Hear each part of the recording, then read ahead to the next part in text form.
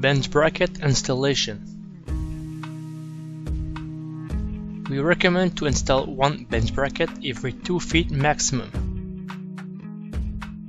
Using 4 number 12 by 2 inch screws, attach the bench bracket to the floor frame as shown. All bench brackets must be squared. Attach 2 2x6 wood lumber to the bench with number 8 by 1.5 inch screws included. Cut 2 wood blocks 3 inch high to determine the height of the bottom boards. Attach 2 1x6 wood lumber under the bench with number 8 by 3/4 inch screws included.